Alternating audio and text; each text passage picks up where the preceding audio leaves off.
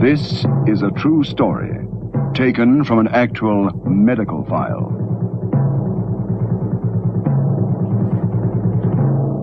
Good evening. This is Melvin Hoffman, your host, bidding you welcome once again to Medical File. Tonight's story concerns a young man. A young man, rich, spoiled perhaps, but a human being who was in agony of the mind. Now let me qualify that. His case history is one that I remember vividly. And I remember the state the young man got into, the degradation of the spirit, the soul, the body, as his mental condition started to dominate his very being. Yes, tonight, a story I think will grip you, as it gripped me when it unfolded. I've called it The Lost Hours.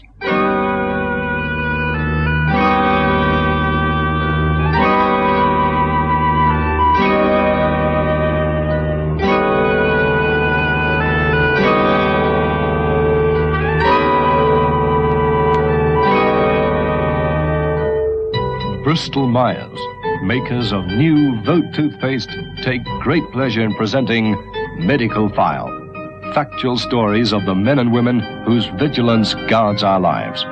A reconstruction of clinical case histories, step by step with the doctors who were there. Tonight, in Medical File, Bristol Myers presents The Lost Hours by Brian O'Shaughnessy.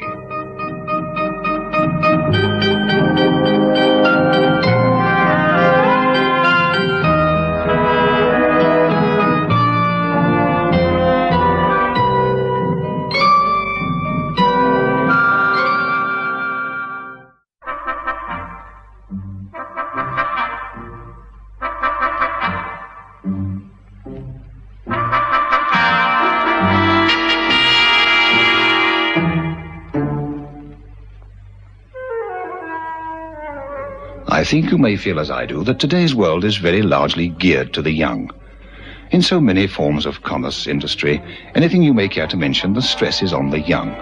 What they want, what they do or do not achieve. Perhaps this is as it should be, perhaps not. But Michael Richards was a product of today's world. A young man, callow, inexperienced, rough almost, but not without sensitivity, as you'll hear. The world should have been his oyster, but it wasn't. I first met him in very strange circumstances. Hello, Melvin Hoffman here. Oh, Melvin. Morning to you. Sorry to disturb you so early in the day. Who's speaking? No, wait a moment. Of course, Inspector Hinton. For a moment, I couldn't identify you. Heavens, it must be years since I heard from you. 2 years, to be exact. 2 years. When I asked you to give us some advice, remember, on the forensic side. Yes, that's right. Are you well? Yes, working too hard. I've read some of your stuff. Nice work. Oh, thank you, but that wasn't why you rang. No, it wasn't. Melvin, I wonder if you'd do something for me. I know this is something of an imposition after so long, but, Come on, out with it. Well, I'll be frank. We've had a young man in the cells for the night, a young man called, Michael Richards. The Michael Richards? Exactly. I'd heard that, that Morton Richards' father was once a patient of yours, that you still kept in touch, that you are a friend of the family. What's he done? Oh, nothing serious, Melvin. Drunk and disorderly, using foul language in a public place, you know, that kind of thing. But I'd like to hand him over to you before he goes back to his father. But why me? You're a doctor, a good one. Well, why should he see a doctor? He needs help, Melvin. Well, surely his father can give him that. I mean, I haven't seen him for such a long time. Why not since he was just about to leave high school? I mean... Can I bring him to you? What's up, Inspector? I'll let you see for yourself, Melvin. Then you'll understand. Very well. You're a cryptic as always, eh? Just bring him along, Inspector. Have you found his father? No, not yet, Melvin. I will later. All right, I'll be here. You haven't forgotten my address, have you? It's...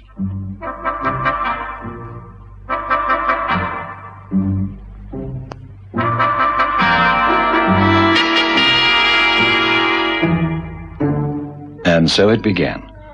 I was intrigued by the call from Inspector Hinton of the local police. Why me, I wondered. True, I knew Morton Richards and knew his wife before they divorced. But why did the son need a doctor? I was soon to find out. The door opened, in came my friend the inspector, and with him was Michael Richards. Well-dressed, a little creased up perhaps, but still presentable. A lock of hair fell over his eyes, making him look rather vulnerable.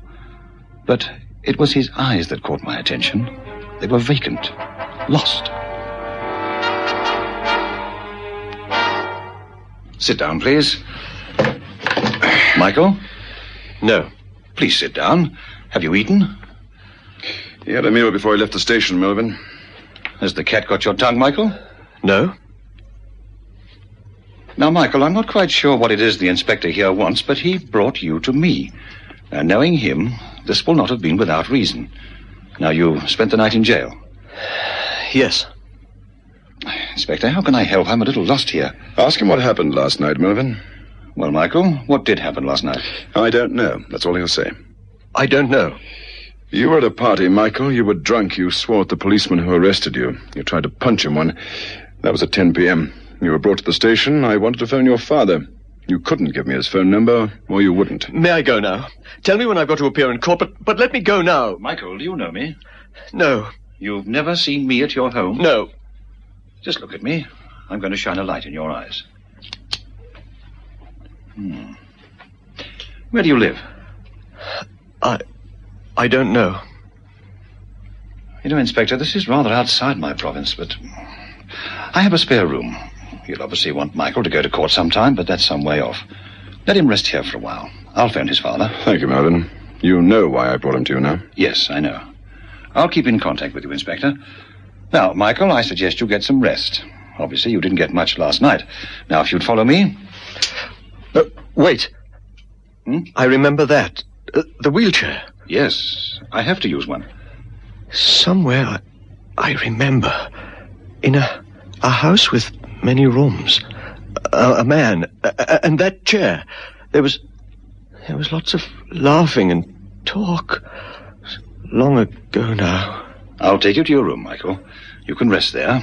I'll contact your father and tell him you're here. My father. Of course. My father.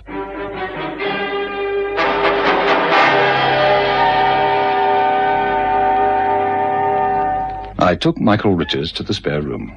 He lay down on the bed, and with a sigh he'd relaxed and almost immediately fell asleep. Then I went downstairs again and showed Inspector Henton out to his car. I knew now why he'd brought the young man to me. Henton was a hardened policeman, but he knew a troubled soul when he met one. Michael Richards was either feigning a loss of memory, or he was in a state of amnesia. To me, he wasn't acting. Now, an amnesiac needs help, and Henton knew this. I knew it too. And although it was really none of my business, I liked Mike Richards and his father enough to want to help. I rang the father. He came round to my house. He's been a liar all his life. Easy on me. I'm the boy's father, I should know. Ever since Judith and I divorced, it's been the same. He stayed out at nights, lied about where he'd been. Sometimes he disappeared for a week or so. Then he'd turn up, scruffy, dirty, smelling to high heaven, telling me that he had no idea where he'd been, what he'd done. Poppycock. What he needs is a good thrashing. He's not a child, Morton. I examined him briefly, very briefly. He doesn't take drugs. At least he wasn't under the influence of drugs when I examined him. The light in his eyes. Pupils were normal. And I don't think he was faking either, Morton. This is hardly any of your business, you know. I know. I'm sorry, Melvin. All right. Shall I take him home? If I do, he'll only push off again. Be picked up again somewhere by the police. I can't tell you how many fines I've paid on his behalf. What's he trying to forget? Well, how the devil would I know? You're his father. Only a name. You think me heartless, don't you? But I've stood just about enough. I've my own life to lead now. My business prospers even more than it did. I'm a busy man. Too busy to care about your son's welfare? No, but what do I do about him? If I felt that I was getting anywhere, but I'm not. I sent him to the best schools, to university. He dropped out. Art school, he left after a month. I've given him all that money can buy. And affection? I haven't held back on that, Melvin. You have my word on that. But there's a barrier now between us. I didn't erect the barrier. He did. I last saw you, Morton, just after your divorce. Forgive me for bringing it up, but... I divorced Judith on the grounds of her mental instability. On her inability to live a normal, balanced, sane life with me. I didn't want to do it. I had to. For my own sake. Yes, I'll be frank, and for Michael's. She died soon after? Yes, she took her own life. You blame me for that? How can I? You did what you felt was right. Now he turns out to be out of his mind? I didn't say that. Now, where's he living? Oh, in digs somewhere, don't ask me. He gets a monthly allowance. Funny, he never forgets to go and collect that. What matters most to you? Your son's health or your business, your reputation? If I knew that Mike had some affection for me, I'd try to make up to him again. But he hasn't. Does that answer your question? Yes. You want me to take him with me? I doubt that he'd go with you, Morton. Would you allow him to stay here for a while? I think something has triggered off this adverse mental state of his. It could have been the divorce. Did he ever have lapses of memory before the divorce? Once or twice. I thought he was pulling my leg. But tell me, why the interest? You're a busy man, busy writer. Why me? Why my son? Perhaps I didn't explain it too well over the phone to you. Inspector Henton brought him to me. He was worried about Michael in more ways than one. Now, you say he's been in scrapes before? Yes. Minor escapades, getting tipsy, shouting in the streets? Yes, but... Before he left, Inspector Henton wanted to know if I could inquire fully into Michael's state of mind. Because Michael is perhaps forgetting something, perhaps something he did. Sorry, I'm not with you. Well, loss of memory can happen to an adolescent. It's a sign of a mental disturbance, a worry. It stops at maturity, usually. Michael's has continued. He can't remember what he did last night. Now, he's no alcoholic, so it isn't that. What is he hiding, Morton? What guilt complex in him makes him lapse into amnesia now, as he stands on the threshold of maturity? You think he's committed a crime? Inspector Henton thinks so. And you, Melvin? Something has happened. Not just the divorce, although that could be contributory. I'm no policeman, far from it, but for his own sake, Michael needs help. His mind has to be dug into. Not by me. I can find a qualified man to do it. Then do it, please.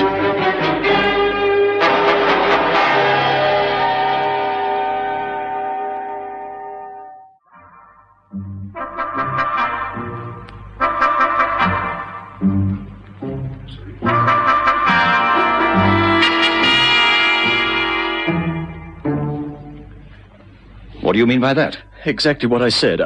I don't want anyone looking into my mind, searching deep inside me. There are secrets.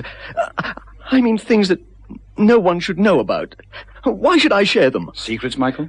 I meant just your innermost thoughts, things personal to you.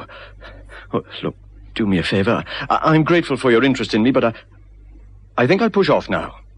I've got a few quid on me. I can pick up some more from the bank at the end of the week. I'll find another place to hang out. Michael! Yes? Are you going to go through your life like this? Like what? Don't be a fool, boy. You know what I mean. Suffering these losses of memory. Not quite knowing where you've been, what you've done.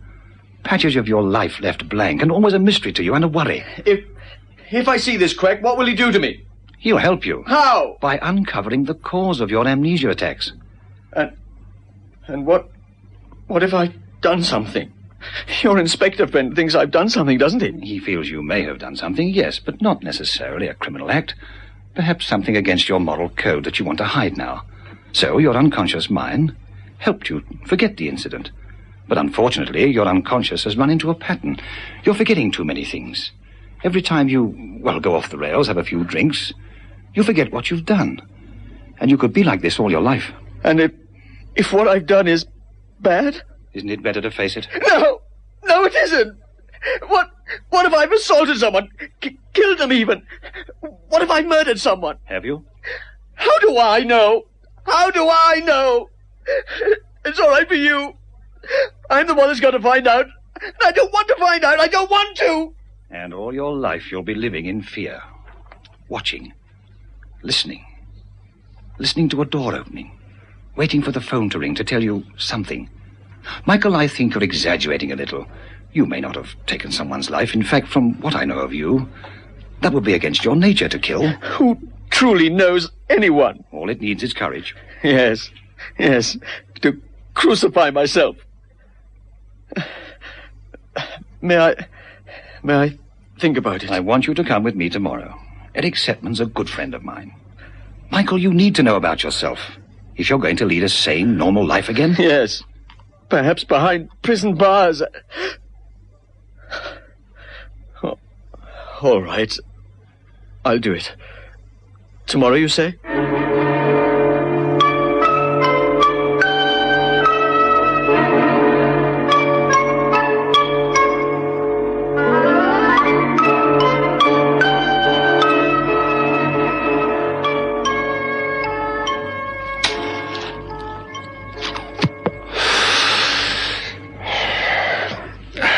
He has had 8 attacks of amnesia in all, I understand. That's right.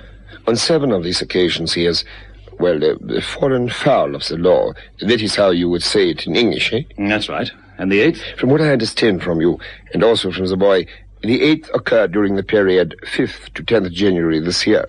He remembers leaving his place of accommodation. He remembers taking a bus. He remembers traveling somewhere. And then he remembers the morning of the 10th. A Tuesday. When he went to the bank to take the allowance his father gives him, between, nothing. And that's when it happened? Yeah, if anything happened. You know, he has the strong Oedipus complex. He loved his mother deeply, too much so, which was unhealthy. This much I learned from him in my rooms here. With it goes a hatred for his father, for having his mother divorced. I believe the father pleaded her mental instability, huh? So he told me. But no record of insanity in the family, her family. No, I've checked that. So what she suffered was perhaps a psychoneurotic term.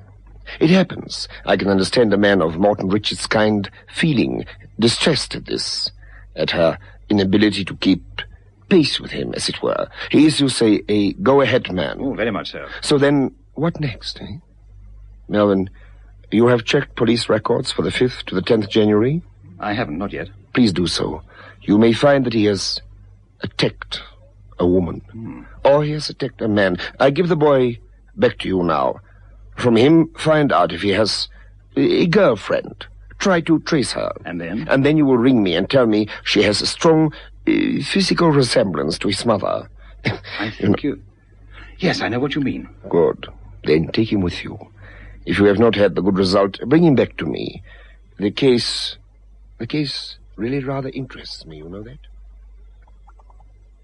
No, nothing, Melvin. Whatever scrape you may have got into between the 5th and 10th of January certainly wasn't reported to us. Does that help? Yes, a great deal. At least he hasn't committed a criminal offense. What you mean is an offense that hasn't been reported to us, surely. Oh, thanks for being so optimistic. Melvin, I like the boy. I'm really putting our cards on the table. I don't believe I'm putting on the relentless bulldog act. I'm not trying to chalk up anything for my own sake. I'll be as sorry as you'll be if Michael did do something drastic in that time. I know. I'll ring you when I've found out anything. If I find out anything. What was her name? I don't know. Yes, you do. This photo next to the bed here. It's of her. Your girlfriend? No. It's someone I met at art school, I think. Are you sure? Of course I'm sure. What's her name, this girl? I don't know. So why do you keep her picture? You're asking too many questions. I met your mother once. She was lovely like this girl. With the same wide eyes, the high brow, the long fair hair. Don't talk about her. This is your girlfriend, isn't it? It's a girl. I met in the beginning of the year. January? Yes. But you weren't at art school then. You told me you left art school in November last year. I don't know. Where do I find her, Michael? I didn't even get her address. What's it got to do with you anyway? A great deal. It has more to do with you, of course, and you're being cured. I honestly can't remember where she lives. But she is or was your girlfriend? Yes. Her name? Margaret... No, June Davies. I want to go to sleep now. I'm tired. I'm very tired. Tired.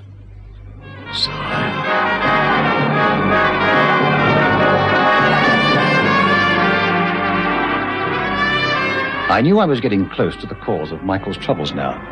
Guilt is a strange thing. One's conscious mind craves punishment for something, for the crime or wrong committed. The unconscious mind covers that craving. But Michael, above all, wanted to be punished for what he'd done. Yes, that sounds odd, doesn't it? But it's true. By being punished, Michael's guilt would be absolved. His conscience could breathe again, so to speak.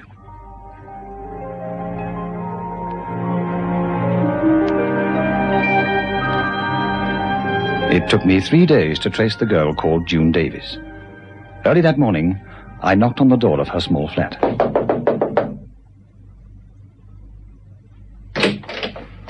Yes? What do you want? June Davies? Yes. Do you want something? Just a little of your time. I'm Dr. Hoffman. You won't have heard of me. May I come in? Well, what do you want to know? Michael Richards. Did he send you? In a way, yes. Yes, come in if you want to. I was just about to get myself a cup of tea. Would you care for some? Oh, thank you. Sugar? 2, please. Here you are. I hope it's not too strong. Oh, it's just how I like it. You don't seem totally surprised at my call. Well, I was expecting someone. Michael himself or someone. When did you see him last? On the morning of the 10th of January. Why? He's at my house. He's a very ill young man. You knew him well? Yes. Well enough to know that he tried to kill me. You don't believe me, do you? Look here, on my throat. I still have the bruises from his fingers. Yes. I didn't go to the police. I just locked my door for a few days. I could have gone to them. Perhaps I should have. Yes, but I couldn't. I couldn't go through with it. How long have you known him? 6 months. We were going to get married. Then he... Why did he do it to me? Why? We were sitting here, talking as we've always done. Then suddenly his eyes seemed to go blank and he reached out for me. I thought he wanted to kiss me. Then his fingers went round my throat and he started squeezing. I kicked at him, hit at him, and he got up and ran out of the flat. That was the last time I saw him. But you love him still? Yes. And you'll help me? Yes. Then let me explain what I'm going to do.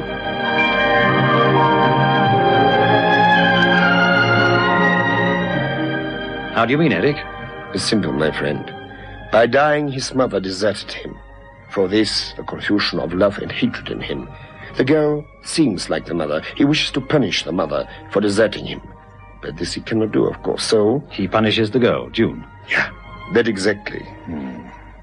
And the girl, June, could he truly love her in the end? But of course. Does not a girl often choose the father image, and the boy the mother image? In right proportions, it is healthy. Please, bring him to me. I shall mentally speaking, break the boy down and build him up again. Yeah. And he will be a normal human being once more when I have finished the treatment with him. I got Michael to see Eric Setman, and the treatments began. Morton Richards, his father, was only too happy to foot the bills. Obviously, he was not happy at the relationship he had with his son and wanted it rectified. Michael stayed with me for a while and then moved back to his digs, which he rather suddenly remembered. And June Davies waited patiently. Dr. Setman refused to allow Michael to see her, and then one day he rang me.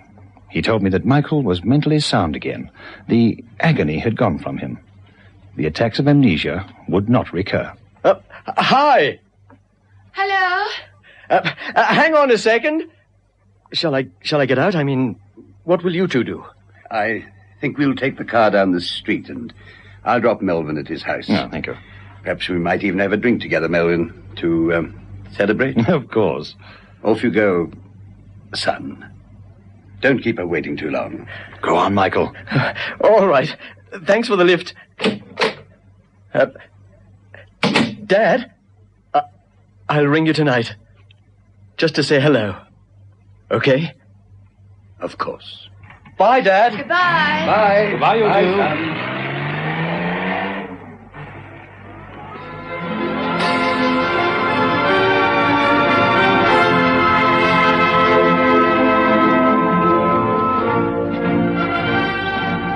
I shan't forget that sight in a long time.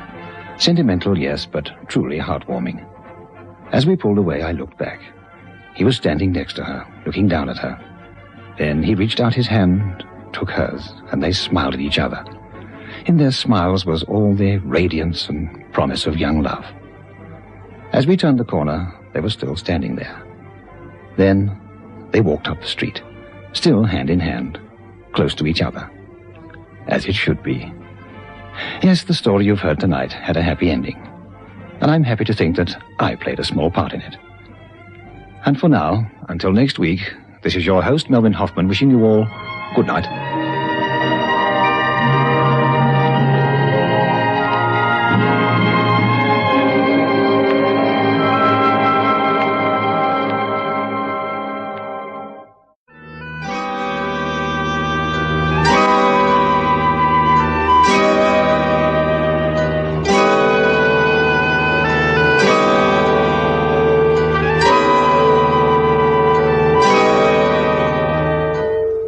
Medical File, the documented story of the men and women who in hospitals, research centers, and lonely surgeries guard our lives.